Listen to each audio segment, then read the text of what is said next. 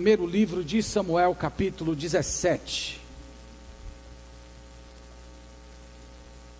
Primeiro livro de Samuel, capítulo 17.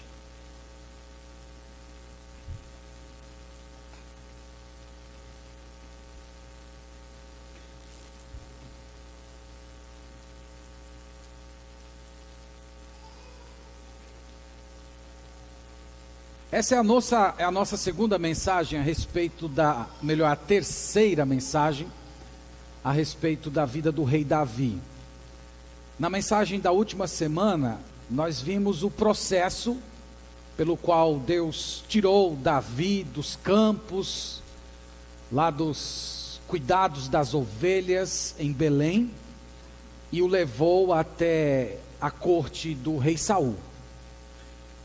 No caso de hoje, nós vamos ler a história mais conhecida da vida do rei Davi. Até aquelas pessoas que nunca leram a Bíblia, já ouviram falar do confronto de Davi com o gigante Golias.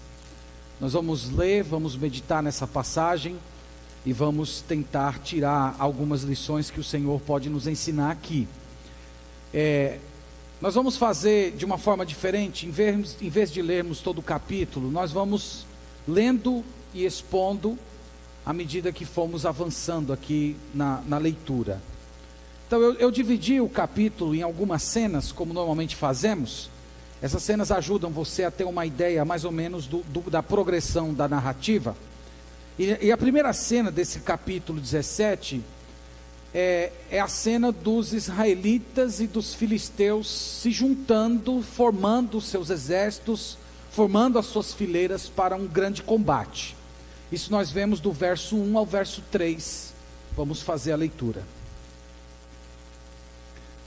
Ajuntaram os filisteus as suas tropas para a guerra e congregaram-se em Socó, que está em Judá, e acamparam-se em Socó e Azeca, em Éfes-damim. Porém Saul e os homens de Israel se ajuntaram e acamparam no vale de Elá, e ali ordenaram a batalha contra os filisteus. Estavam estes no monte do lado da Lém, os israelitas no outro monte do lado da Quém, e entre eles o vale. Então, usa aí um pouquinho a sua imaginação e tenta conceber isso. Dois montes, um vale, de um lado Israel com Saul, e do outro lado os filisteus com seus príncipes. Os filisteus eles não tinham um rei exclusivo como Israel tinha, mas eles tinham príncipes das cidades, e todos eles com dois grandes exércitos preparados para descerem ao vale e ali guerrearem. Então, nós mencionamos na última passagem que nós estamos aqui no final daquela era dos juízes, aquela era em que Israel esteve assolado por muitos povos, aqueles povos, como citamos nas mensagens sobre Josué, aqueles povos que Israel deveria ter destruído, deveria ter expulsado da terra prometida, e eles não fizeram o que Deus mandou. Na verdade, eles fizeram casamentos, eles começaram a fazer tratados, e aqueles povos que deveriam ser expulsos da terra começaram a crescer, e eles se tornaram mais poderosos do que Israel e se tornam inimigos. No livro de Juízes, você pode ver lá povos como midianitas e todos os outros povos, e aqui no livro de Samuel nós temos o último desses grandes povos, que eram os filisteus. Eles eram vizinhos de Israel, mais ou menos ali na região do mar. Então, era um confronto muito grande, uma guerra muito poderosa, e estavam lá os dois grupos, cada um entrincheirado num monte, esperando somente o momento de descer ao vale e guerrear. A segunda cena é a chamada convocação para o duelo de heróis. Aqui precisa de uma explicação histórica. Era comum nas guerras da antiguidade se elegerem heróis para lutar no nome do exército. Não sei quantos assistiram aquele filme Troia.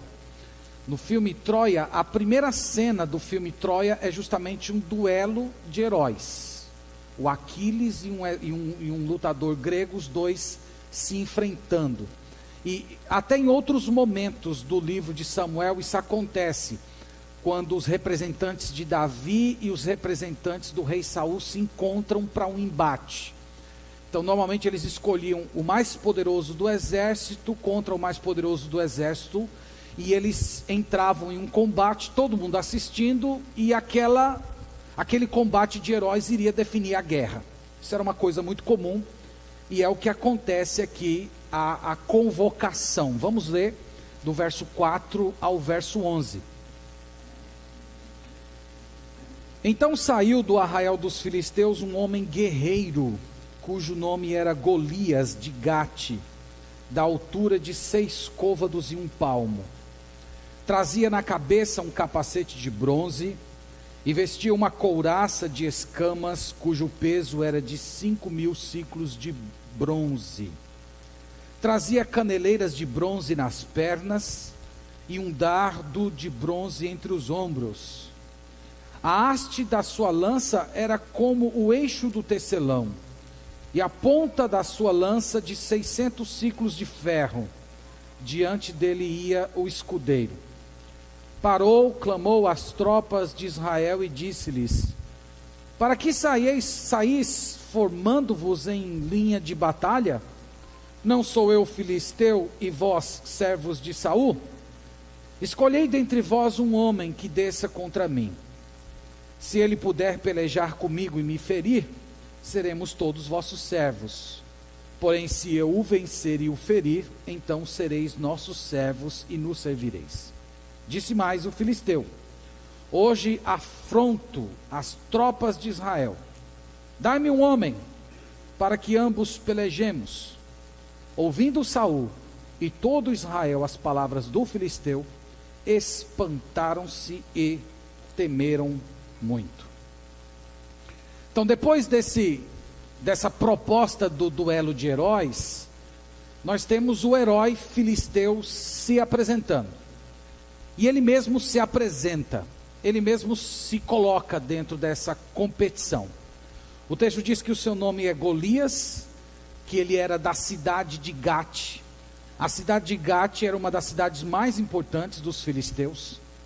O versículo 33 nós não lemos, mas no versículo 33 diz que ele era um guerreiro veterano, que desde a sua mocidade ele já era acostumado a lutar batalhas. O texto diz ainda que ele tinha 2,90 metros de altura. Consegue imaginar um homem de 2 metros de altura? Eu tenho 1,79 m, então é só você fazer mais ou menos uma projeção aí.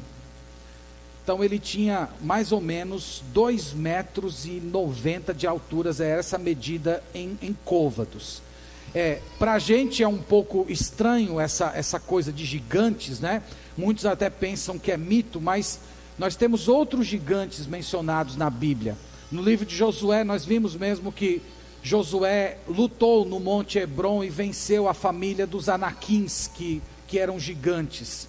E para você ter uma ideia, o homem mais alto do mundo é um cara chamado Sultan Kösen, um turco, e ele tem 2,51 m de altura.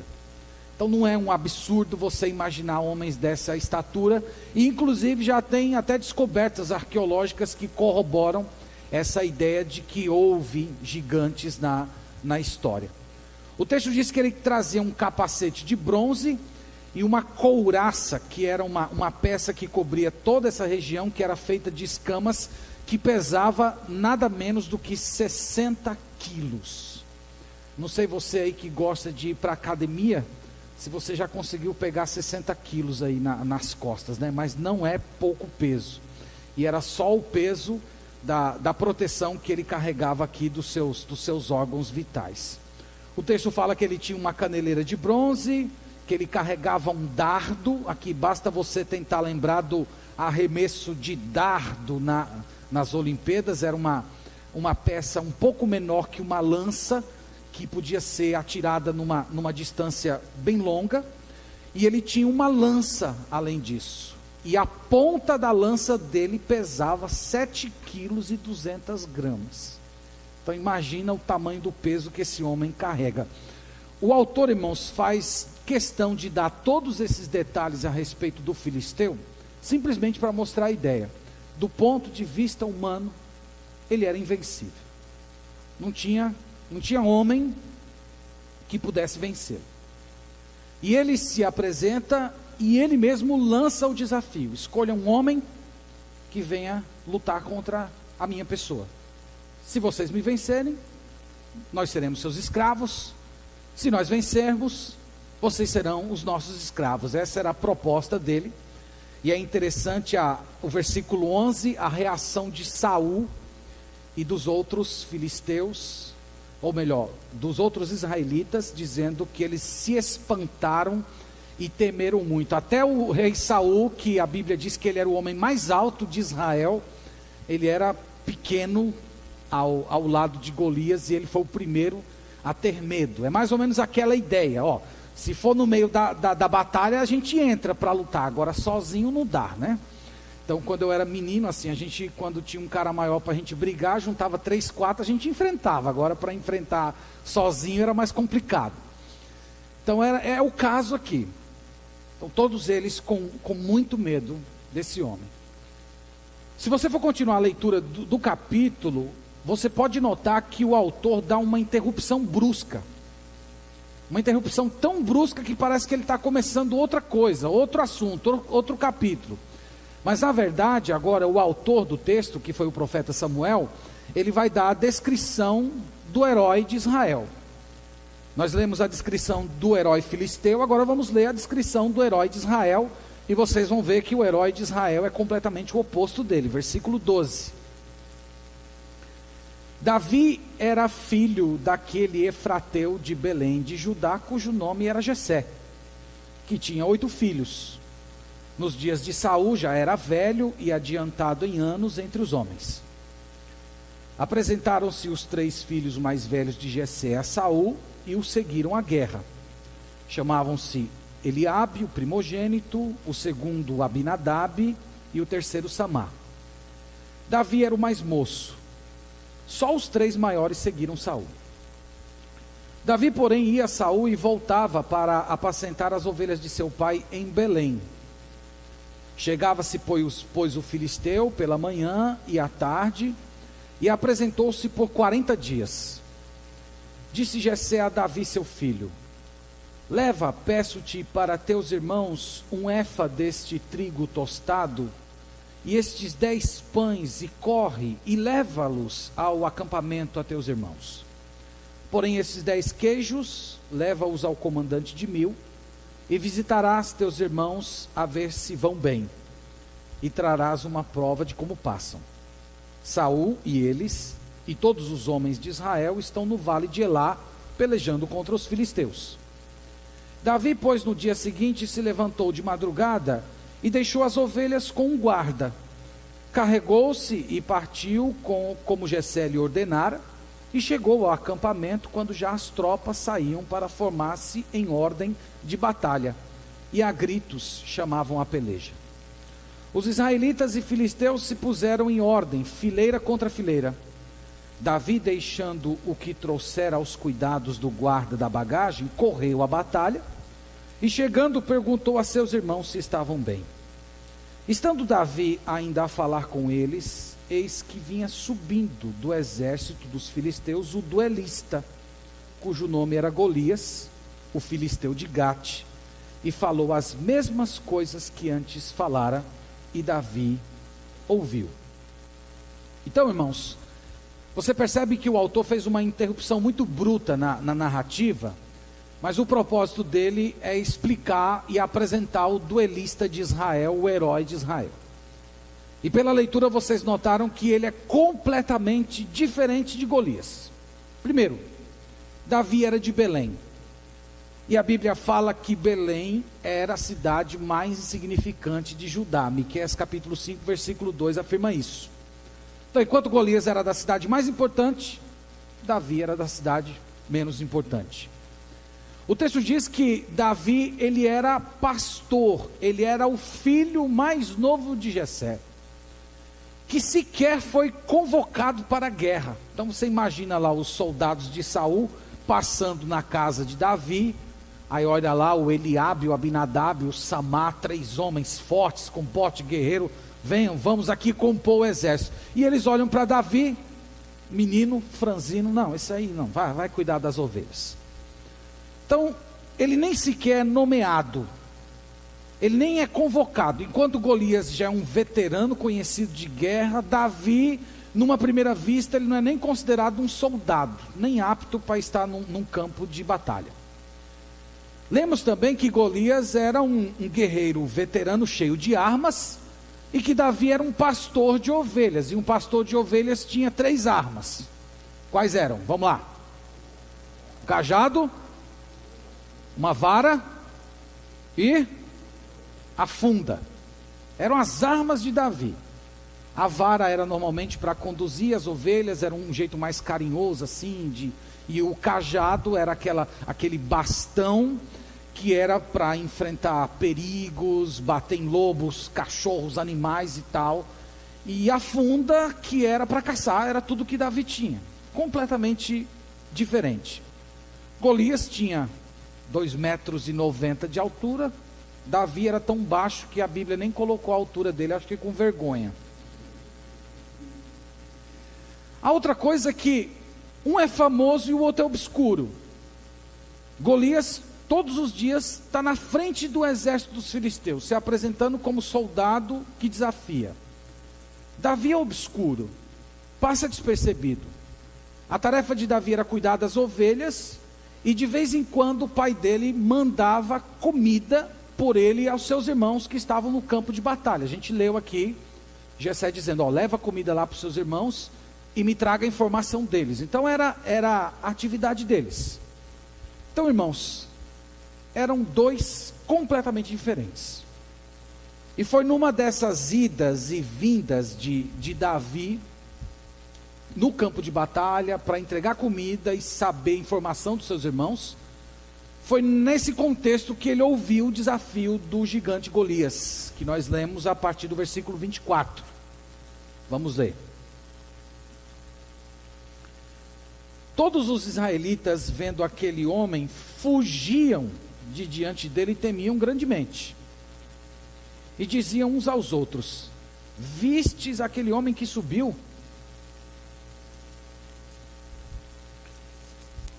Pois subiu para afrontar a Israel.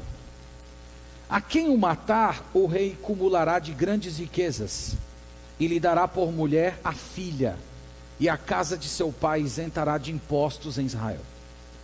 Então falou Davi aos homens que estavam consigo, dizendo: que farão àquele que ferir a este filisteu e tirar a afronta de sobre Israel? Quem é, pois, esse incircunciso filisteu para afrontar os exércitos do Deus vivo? E o povo lhe repetiu as mesmas palavras, dizendo: assim farão ao homem que o ferir. Ouvindo Eliabe, seu irmão mais velho, falar aqueles homens, acendeu-se-lhe a ira contra Davi e disse: por que desceste aqui? E a quem deixaste aquelas poucas ovelhas no deserto? Bem conheço a tua presunção e tua maldade. Desceste apenas para ver a peleja. Respondeu Davi: que fiz eu agora? Fiz somente uma pergunta. Desviou-se dele para o outro e falou a mesma coisa, e o povo lhe tornou a responder como dantes. Então, irmãos, foi numa dessas idas ao campo de batalha que Davi tomou conhecimento desse desafio. No versículo 26, apenas parece que Davi era interesseiro. A narrativa pode dar a impressão de que quando ele soube que ia casar com a filha do rei, que a família não ia pagar mais impostos, aí Davi se levantou. Mas na verdade, irmãos, o que ele tinha no coração era uma grande indignação, porque aquelas afrontas dos filisteus através de Golias era uma afronta contra o Deus verdadeiro. E é isso que ele diz no versículo 26: quem é esse incircunciso para afrontar os exércitos do Deus vivo? Lembra que a expressão incircunciso significa não circuncidado.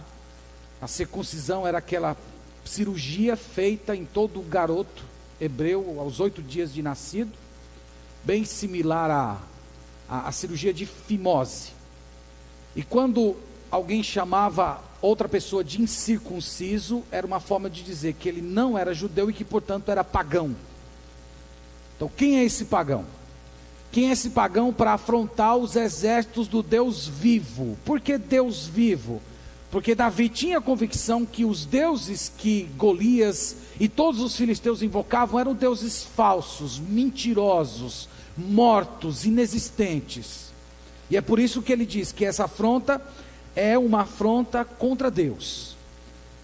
E Davi aqui, irmãos, ele toma meio que a defesa de Deus, dizendo que aquela afronta diminui o Deus de Israel, e que se Israel perdesse aquela batalha, não seria apenas uma perda militar, política, mas seria também uma perda espiritual, à medida em que deuses falsos e mentirosos prevaleceriam sobre o Deus verdadeiro.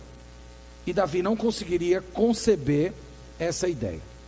Então, enquanto Davi está mostrando toda essa indignação, aparece o irmão mais velho dele, o Eliabe, e ele meio que procura humilhar Davi na frente de todas as pessoas. Eu acredito, irmãos, que esse comportamento do irmão mais velho dele tem a ver com um certo ressentimento pelo fato do Davi ter sido ungido rei e ele não. Lembra que o Eliabe, nós vimos isso na última semana, ele foi o primeiro dos filhos de Jessé a ser apresentado como rei, e Deus já olhou para ele e falou para Samuel: não olhe para a aparência dele, porque eu olho o coração. Então ele foi rejeitado por Deus, e ele teve que assistir o irmão mais novo, pastor de ovelhas, sendo ungido rei, e eu acredito que ele tinha algum ressentimento no coração por isso. E é por essa razão que ele chama Davi de presunçoso e de maldoso. E ele tenta humilhá-lo, dizer: o que você está fazendo aqui? Você tinha que estar cuidando das ovelhas. A fala dele é mais ou menos como se ele dissesse o seguinte: você está aí cheio de indignação porque não é você que está com a espada na mão. É muito fácil você estar se indignando: quem é esse homem? Por que ele está falando isso? Como é que ele afronta a Deus? É muito fácil você falar isso lá escondido no meio das ovelhas em Belém. Eu quero ver você falar isso com a espada na mão na frente de Golias. A fala dele tem mais ou menos esse sentido, ele querendo humilhar Davi na frente dos outros. E Davi, com muita sabedoria, desvia, não entra em confronto. Ele podia ter dado uma surra no irmão mais velho dele, mas ele não entra em confronto, apenas desvia: eu não estou falando com você, eu não estou falando nada demais, estou apenas perguntando. A próxima cena é o Davi se apresentando como duelista de Israel. É uma cena um pouco cômica, e para não dizer bizarra. Versículo 31. Ouvidas as palavras que Davi falava, anunciaram-nas a Saul, que mandou chamá-lo. Então, a busca por um duelista era tão grande que alguém falou ali, já estava, teve um ali que andou se manifestando, já foram logo avisar o rei. Verso 32, Davi disse a Saul: não desfaleça o coração de ninguém por causa dele. Teu servo irá e pelejará contra o filisteu. Irmãos, tenta imaginar essa cena. Chega lá um pastor, um cajado na mão, uma vara, uma funda e uma bolsa, diante de um rei com um exército atemorizado. Gente, não se preocupem, os problemas de vocês estão resolvidos. É meio cômico, né? É meio cômico isso. Está resolvido o problema de vocês. Encontrou aqui o soldado, encontrou aqui o duelista. Versículo 33. Porém Saul disse a Davi: contra o filisteu não poderás ir para pelejar com ele, pois tu és moço, e ele guerreiro desde a sua mocidade. Saul está dizendo: meu filho, menino, eu não vou deixar você ir. Você é um garoto. Ele é um guerreiro experimentado de batalhas. Não vou deixar você fazer isso. E aí Davi vai contar duas histórias para convencer Saul de que ele poderia enfrentar aquele homem. Versículo 34. Respondeu Davi a Saul: teu servo apacentava as ovelhas de teu pai, quando veio um leão ou um urso e tomou o cordeiro do rebanho. Eu saí após ele e o feri, e livrei o cordeiro da sua boca. Levantando-se ele contra mim, agarrei-o pela barba e o feri e o matei. O teu servo matou o leão matou tanto o leão como o urso. Este incircunciso filisteu será como um deles, porquanto afrontou os exércitos do Deus vivo. Basicamente, Davi está falando o seguinte: Deus sempre esteve comigo. Deus já me livrou de outras situações. Eu já estive diante de inimigos muito mais poderosos do que eu, e Deus me revestiu com força, e eu lutei, matei e prevaleci. E se isso aconteceu com 2 animais, imagine se isso não vai acontecer com um sujeito que afrontou a Deus. Se Deus permitiu que eu prevalecesse sobre 2 animais que estavam apenas querendo tomar umas poucas ovelhas do meu rebanho, você acha que eu não vou prevalecer sobre um homem que está aí cheio de arrogância e está vomitando insultos contra o Deus verdadeiro? É claro que eu vou prevalecer. Então essas 2 histórias foi para corroborar essa ideia. Versículo 38.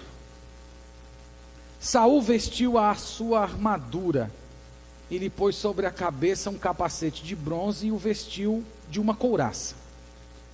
Davi cingiu a espada sobre a armadura e experimentou andar, pois jamais havia usado. Então disse Davi a Saul: não posso andar com isto, pois nunca usei. E Davi tirou aquilo de sobre si. Aqui também é um pouco cômico. A Bíblia fala que Davi era um homem pequeno e que Saul era um homem alto. Aí você imagina a cena: Saul pegando todo o seu paramento de guerra e colocando na roupa de um menino. Então você pega uma roupa de um adulto e coloca numa criança. Aí você imagina Davi lá tentando se locomover com aquelas coisas todas soltas no seu corpo. Não tinha sentido. Ele diz: olha, eu nunca usei isso aqui, eu vou tirar. E ele arranca aquilo. E ele tomou as suas armas, versículo 40. Tomou o seu cajado na mão. Por que o cajado? Já parou para pensar nisso? Por que não a vara? Nós vimos que o pastor, ele tinha um cajado e ele tinha uma vara. A vara era para quem? Para a ovelha, não é? E o cajado? O cajado é para o lobo, é para as feras. O cajado é para aqueles seres que querem destruir as ovelhas. Davi pegou o cajado. Ele sabia que estava indo contra o inimigo do rebanho do Senhor. Aí o texto diz que ele tomou o cajado, tomou para si 5 pedras lisas do ribeiro, colocou no alforge, que era uma bolsa de pastor que trazia, a saber, no surrão, e lançando mão da sua funda, foi chegando ao filisteu. Aí novamente é uma cena para você imaginar, os 2 exércitos entrincheirados lá. Aí desce aquele filisteu com um escudeiro na frente, cheio de armas, e vai descendo Davi, com a bolsa, a funda, cajado na mão. É uma cena bem cômica. A próxima etapa aqui da narrativa é a batalha. Só que essa batalha, ela se desenrola em 2 frentes. Eu notei que a batalha, antes de ser uma batalha física, é uma batalha psicológica. Versículo 41. O filisteu também vinha chegando a Davi, e o seu escudeiro ia diante dele. Olhando o filisteu e vendo a Davi, o desprezou, porquanto era moço, ruivo e de boa aparência. Disse o filisteu a Davi: sou eu algum cão para vires a mim com paus? E pelos seus deuses amaldiçoou o filisteu a Davi. Disse mais o filisteu a Davi: vem a mim, e darei a tua carne às aves do céu e às bestas do campo. Então aqui, irmãos, o filisteu usou a tática da intimidação e do desprezo. É aquela coisa assim, de você tentar entrar na cabeça do seu oponente, ganhar no grito, mostrar que é fraco. Quem é você? Você pensa que você está lá cuidando das ovelhas, que eu sou um cachorrinho que estou tentando pegar uma ovelha para você vir para cima de mim com um pedaço de pau? E o texto diz que pelos seus deuses, ele invoca os seus deuses e amaldiçoa Saul. Aqui você poderia imaginar ele dizendo, no nome de Dagon, no nome de Baal, no nome de Astarote, que eram os principais deuses dele, ele jogando maldições sobre Davi e sobre o reino de Israel. E no versículo 44, vem a mim e darei a tua carne, às aves do céu e às bestas feras do campo. Era uma grande desonra nessa época que você morrer e não ser enterrado, você morrer e não ter um velório, você morrer e não ter um funeral. Então quando você ameaçava de matar alguém, deixar o corpo exposto, era um símbolo de uma grande humilhação. E é isso que ele está fazendo, ele está intimidando, humilhando, colocando medo. 45, Davi responde. Davi, porém, disse ao filisteu, tu vens a mim com espada e com lança, e com escudo, eu porém vou contra ti, em nome do Senhor dos exércitos, o Deus dos exércitos de Israel, a quem tens afrontado. Hoje mesmo o Senhor te entregará nas minhas mãos, ferir-te-ei, tirar-te-ei a cabeça, e os cadáveres do arraial dos filisteus darei, hoje mesmo, às aves dos céus e às bestas feras da terra, e toda a terra saberá que há Deus em Israel. Saberá toda essa multidão que o Senhor salva, não com espada, nem com lança, porque do Senhor é a guerra, e Ele vos entregará nas nossas mãos. Você vê a ênfase, o Senhor entregará, o Senhor entregará, o Senhor entregará. Davi, irmãos, não estava indo na sua força, Davi não confiava na sua inteligência, Davi não estava confiando na sua capacidade de lançar funda, ele confiava no Senhor. Ele sabia que aquela guerra não era uma guerra de Davi, não era uma guerra de Saul, não dizia respeito à sua honra, não dizia respeito ao fato dele se colocar ali como um oportunista, de sair como um guerreiro vencedor, dizia respeito ao Senhor. Deus estava sendo afrontado, e ele tinha uma fé, uma convicção de alma, que Deus não se deixaria ser zombado pelos filisteus, e nem deixaria que os deuses dos filisteus se arrogassem sobre o único Deus, Deus verdadeiro. Então essa batalha é primeiramente psicológica, um debatendo com o outro. Versículo 48, nós temos a batalha física. E a batalha física, irmãos, é rápida. Durante a semana eu até assisti com o Gabriel vários filmes de Davi que retrataram. Não assisti o filme todo, mas os trechos em que temos essa batalha. E cada filme retrata, desde os filmes mais antigos ali do início da era do cinema, eles sempre retratam assim, como sendo uma batalha bem épica. Aquele negócio meio de Matrix assim, que o Golias joga o dardo e ele faz, né, aquela coisa assim, meio Matrix. Mas irmãos, não foi desse jeito. A batalha foi rápida. Foi como aquelas lutas no auge do Mike Tyson, que a gente ficava até 2 horas da manhã acordado, aí ele entrava no ringue, dava um soco no cara, o cara caía e a gente ficava com raiva, mas já acabou, né? Fiquei acordado até agora. É mais ou menos assim. 48 diz: sucedeu que, dispondo-se o filisteu a encontrar-se com Davi, este se apressou e, deixando as suas fileiras, correu ao encontro do filisteu. Veja, é como se dissesse que o filisteu, se preparou, puxando a sua espada aqui, ou pegando seu escudo. Enquanto ele se dispõe, Davi corre ao encontro dele. Davi vai para cima, né? Um menino ousado. Esse menino ousado, ele parte para cima do homem. Versículo 49. Davi meteu a mão no alforje e tomou dali uma pedra, e com a funda lhe atirou, e feriu o filisteu na testa. E a pedra encravou-se-lhe na testa e caiu com o rosto em terra. Assim prevaleceu Davi contra o filisteu com uma funda e com uma pedra, e o feriu e o matou. Porém não havia espada na mão de Davi. Pelo que correu Davi, e lançando-se sobre o filisteu, tomou-lhe a espada, desembaiou-a e matou, cortando-lhe com ela a cabeça. Vendo os filisteus que era morto, o seu herói, fugiram. Então veja, irmãos, que foi uma coisa muito rápida. Ele corre, enquanto ele vai correndo, já coloca a sua pedra, roda a pedra e joga. E lembra que ele tinha um capacete que protegia aqui toda a sua cabeça, e a pedra bateu justamente no espaço que tinha no capacete, nessa região aqui, né? Um tiro certeiro, dado por Davi, mas guiado e no poder de Deus, atingindo aquele homem. Imagina ele caindo com o rosto em terra, e Davi tomando da sua própria espada e cortando a sua cabeça. 52, verso 52, não podia ser diferente. Então os homens de Israel e Judá se levantaram e jubilaram, e perseguiram os filisteus até Gate, até as portas de Ecrom, e caíram os filisteus feridos pelo caminho de Saarim até Gate e até Ecrom. Então imagina os israelitas entrincheirados lá no monte, provavelmente pronto para correr, não é?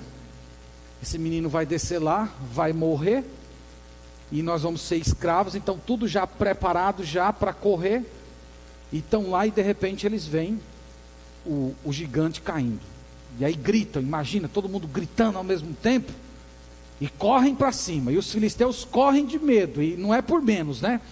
Talvez o raciocínio deles é, se um menino fez aquilo com um gigante, imagina o que esse exército vai fazer com a gente. E eles saem perseguindo até as cidades dos filisteus, matando, saqueando. Versículo 53.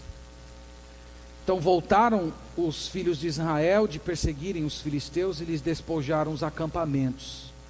Tomou Davi a cabeça do filisteu e lhe a trouxe a Jerusalém, porém as armas dele pô-la Davi na sua tenda. Nós vamos ver que mais para frente, Davi, quando foge de Saul, ele vai usar numa das suas fugas a espada que ele tomou do Golias nessa ocasião.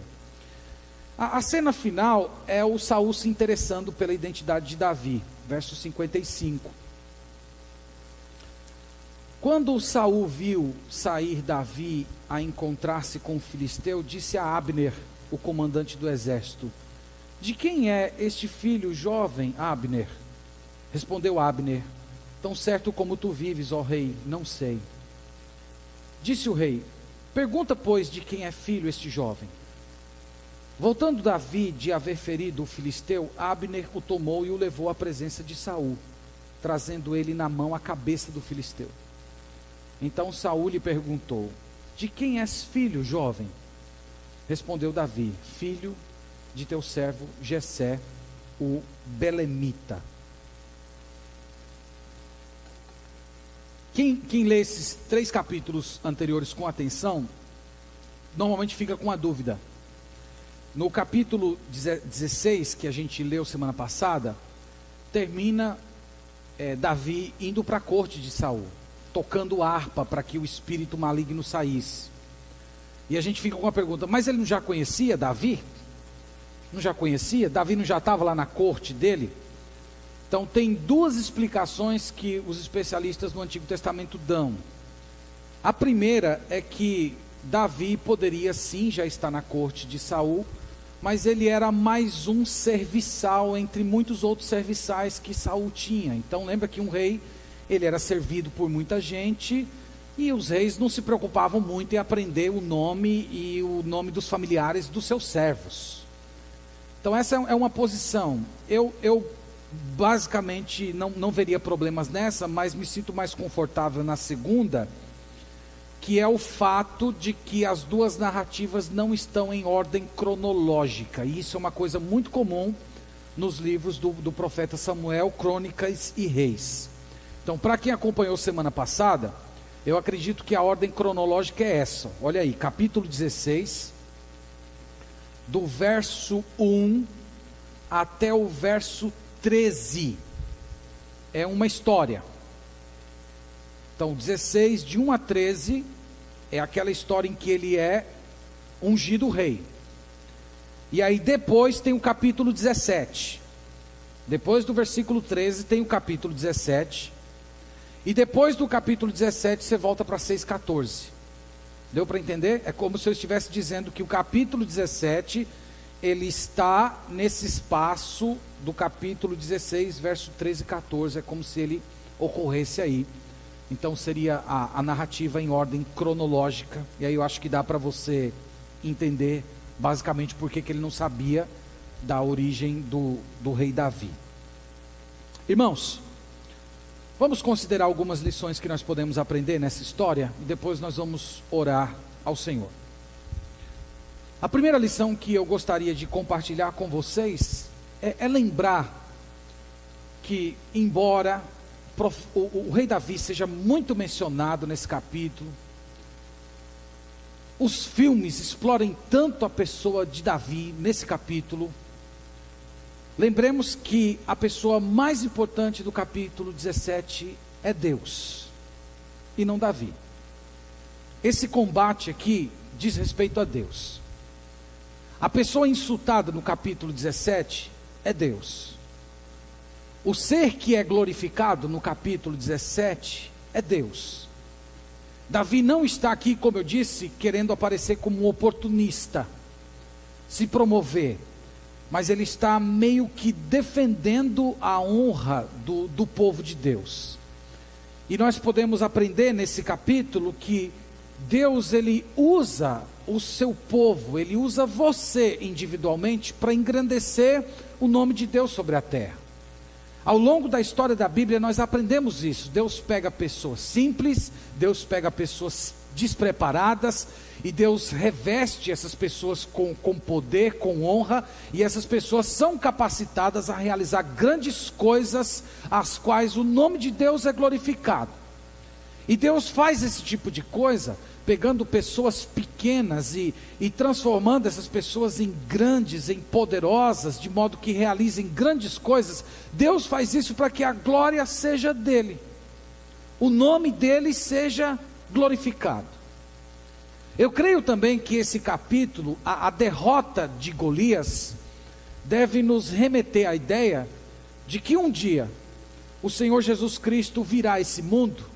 Ele vai voltar à nossa existência como Rei dos Reis, Senhor dos Senhores, e todos os exércitos, reis poderosos, todos eles vão se curvar diante de Jesus Cristo.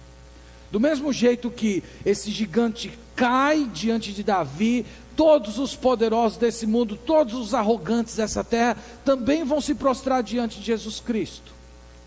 Toda a terra vai se dobrar diante dele. Alguns vão se dobrar diante dele em arrependimento, em gratidão, em louvor, por conta da sua salvação. E outros vão se dobrar na sua prepotência, outros vão se dobrar no meio da sua arrogância, mesmo sem reconhecer que Jesus é Deus, mesmo sem se perceber como seguidor de Cristo. Essas pessoas também vão se prostrar e vão reconhecer a majestade de Jesus Cristo, mesmo que seja no dia da sua condenação. Essas pessoas vão fazer isso. Eu quero dizer a você essa manhã que, se você é uma dessas pessoas que tem vivido em arrogância, pretensão diante de Deus, sem se prostrar diante dele, sem reconhecer que ele é Senhor da sua vida, sem louvar, sem viver para ele, eu quero dizer, você não se prostra hoje, mas vai chegar um dia que você vai se curvar diante dele, que você vai se ajoelhar nele e encontrá-lo como juiz. Na ocasião da sua condenação, você vai encontrar Jesus como rei e vai se curvar diante dele. Segunda lição. Quando Deus dispõe o seu coração para fazer algo para o reino de Deus, não se espante, sempre haverá pessoas para te desanimar. Foi o que aconteceu com Davi. Deus colocou no coração de Davi a indignação. Quem é esse homem? Como é que ele pode afrontar Deus? Eu vou lá, vou lutar contra ele. De repente apareceu duas pessoas para desanimar ele. Um eu chamei de bem intencionado, o Saul. Diz: não, meu jovem, não vá não vou deixar você ir. Você é jovem, ele vai matar você vai passar vergonha, não faz isso, você não vai. E tem o outro que é o mal intencionado. Você está querendo aparecer, você é um presunçoso, você acha que você é melhor que os outros. Sempre que Deus dispõe o seu coração para realizar algo no reino dele, não se espante se isso acontecer com você. E eu acredito que a reação de Davi nos ensina muito sobre como nós devemos nos portar em situações como essa. Primeiro, para o bem intencionado Saul, Davi recordou a sua vocação, recordou a sua história, recordou que Deus já tinha se mostrado fiel, recordou que Deus já havia cuidado dele em outras situações de perigo.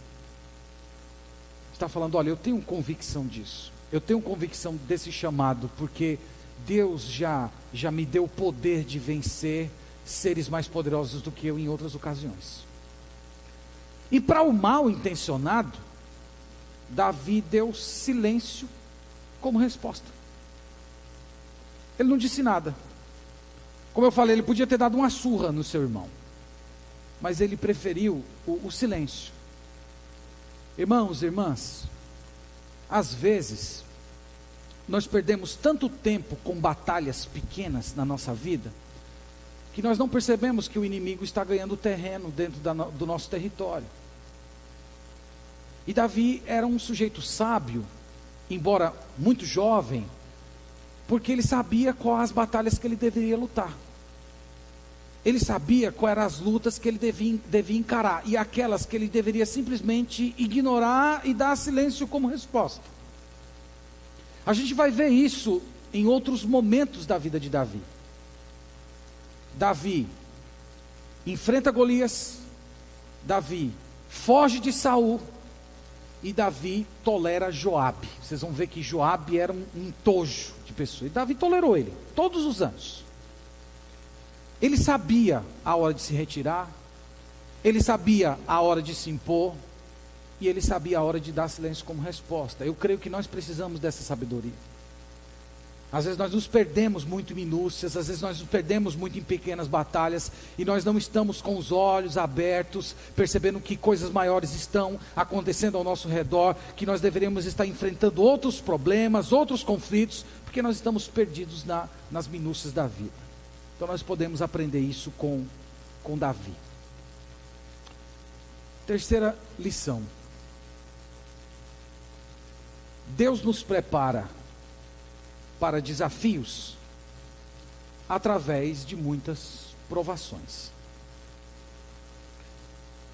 Como é que Davi adquiriu esse caráter maduro, confiante, que tinha uma certeza muito grande no coração de que ele ia vencer aquela batalha? O que foi que aconteceu com ele, que ele acredita que com a sua vara, com a sua funda, ele pode vencer? O gigante joga impropério sobre ele, zomba dele, invoca seus deuses, ele não teme, e na hora da batalha ele corre para cima em vez de fugir. Onde foi que ele adquiriu isso? Ele adquiriu isso, irmãos, lá nos campos de Belém, no meio da quietude, no meio da obscuridade. Foi ali sozinho, nos seus encontros com Deus. Vários salmos que a gente lê no livro de Salmos foram compostos por Davi durante aquela época. Ele como pastor, nos campos, falando com Deus, desenvolvendo vida com Deus, tendo a sua fé alimentada pelo Espírito Santo de Deus. Mais para frente, enfrentando o leão, enfrentando o urso. Foi no meio de todo aquele ambiente que Deus preparou ele para esse grande desafio que ele teria de enfrentar. A mesma coisa, irmãos, ocorre conosco. Deus nos prepara para desafios através de provações. Provações são os meios pelos quais Deus forja na gente caráter. Deus aumenta a nossa fé, nos ensina a confiar em Deus, nos ensina a depender de Deus, a buscar a força do Senhor. Eu acredito, irmãos, que boa parte dos fracassos que nós temos na vida cristã é porque nós não nos temos permitido ser testados por Deus, trabalhados por Deus, lapidados por Deus no dia a dia, nos enfrentamentos e nas provações da nossa rotina. E por conta da gente se escusar, fugir, não buscar força em Deus, não buscar a plenitude do Espírito Santo, aquelas provações que deveriam forjar o nosso caráter, produzir resistência espiritual, elas vão enfraquecendo a gente, vão enfraquecendo, e quando chega o dia que nós estamos diante do gigante da nossa vida, nós não temos força, nós não temos caráter, nós não temos fé, em suma, nós não estamos prontos para enfrentar. Lembre-se disso. Deus prepara você através de muitas provações. Se todo dia você aprender a tomar a sua cruz, a sufocar os maus pensamentos, aqueles pensamentos que levam você para longe de Deus, se todos os dias você, pelo poder do Espírito Santo, conseguir levar cativo todo o seu pensamento a Cristo, como diz o apóstolo Paulo, você vai estar pronto para o dia em que você for peneirado. Você vai estar pronto para o dia em que você for colocado diante do gigante. Então lembre-se disso. Deus nos prepara para as guerras através de muitas provações. A última. O que nós devemos fazer diante dos gigantes que aparecem no nosso caminho? O que nós devemos fazer diante dos ursos, dos leões que aparecem querendo nos devorar? Eu não sei essa manhã qual é o tipo de materialização que o seu Golias tem assumido. Não sei. Pode ser uma pessoa, pode ser uma circunstância, pode ser que o seu leão, o seu Golias seja uma doença, a ausência de alguém que você ama, algum medo que tem roubado a sua paz, uma incerteza, ou uma tentação muito forte, que parece que vai tomar conta de você. Eu não sei o que é, Deus sabe, mas algo que parece ser longo, parece que não vai ter fim, é algo como o insulto de Golias, que foi por 40 dias ele repetindo aqueles impropérios. O que nós devemos fazer? Irmãos, nós precisamos em primeiro lugar lembrar que a guerra é do Senhor. A guerra é de Deus. Nós lutamos no poder de Deus. Nós não lutamos confiando em nossa capacidade. Nós não lutamos olhando para as nossas fraquezas, nós lutamos olhando para aquele que nos faz fortes. Nós lutamos olhando para o Senhor e sabendo que Ele é mais poderoso do que qualquer gigante que se levante em nosso caminho. Nós vencemos, irmãos, lembrando que é na solidão do campo de batalha que nós aprendemos a confiar no Senhor. Às vezes você vai ter que enfrentar sozinho, como Davi, todo mundo entrincheirado, escondido atrás do monte, e ele tem que descer um monte sozinho, cruzar o vale e enfrentar sozinho. Às vezes você vai ter essa impressão. Você tem cônjuge, você tem filhos, você tem amigos, você tem irmãos, mas parece que é um caminho que Deus quer que você trilhe sozinho. Você vai ter que andar sozinho, uma tarefa solitária, ninguém podendo pegar na espada e lutar com você.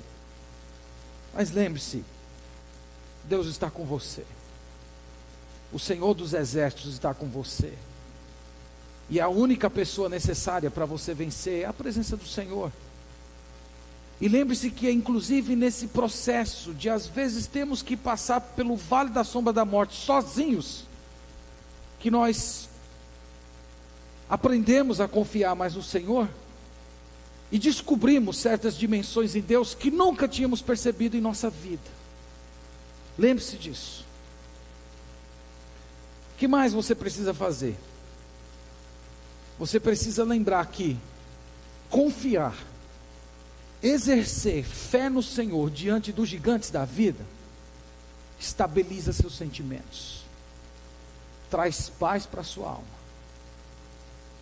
Foi por isso que Davi correu para cima do gigante. Davi poderia dizer: eu vou matar ele no cansaço. Ele corre atrás de mim, eu corro dele. Depois que a gente correr uns 10 quilômetros, ele já estiver cansado do peso da sua armadura, eu vou fazer alguma coisa. Ele correu para cima. E ele correu, irmãos, porque ele acreditava que uma pedra na mão de um filho de Deus tem muito mais poder do que uma espada na mão de um gigante. Ele acreditava nisso. Ele acreditava que aquela pedra que ele ia lançar sobre aquele homem, aquela pedra seria lançada no poder de Deus. Era o poder de Deus que atingia aquele homem na testa. Isso é uma recordação de que Deus não precisa da sua força, Deus não precisa da sua inteligência, Deus não precisa da sua eloquência. A única coisa que Deus procura no seu coração é fé, integridade. Você acredita em Deus? Você acredita no poder de Deus? Você acredita que o Espírito Santo de Deus está com você? Você acredita que Deus é todo poderoso para revestir você de graça, de força, e você ser capazes de enfrentar gigantes na vida, e que ao final de tudo você ficar tão espantado com Deus, dizendo: Senhor, eu não sei nem como isso aconteceu, eu não sei nem como eu consegui. É isso que Deus está procurando em você: fé, crença.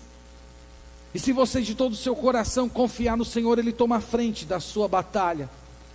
Se você permanecer com os seus olhos voltados para Ele, não para a sua fraqueza, Deus vai estabilizar seus sentimentos. Ele vai te dar alma, Ele vai te dar tranquilidade, Ele vai te dar paz.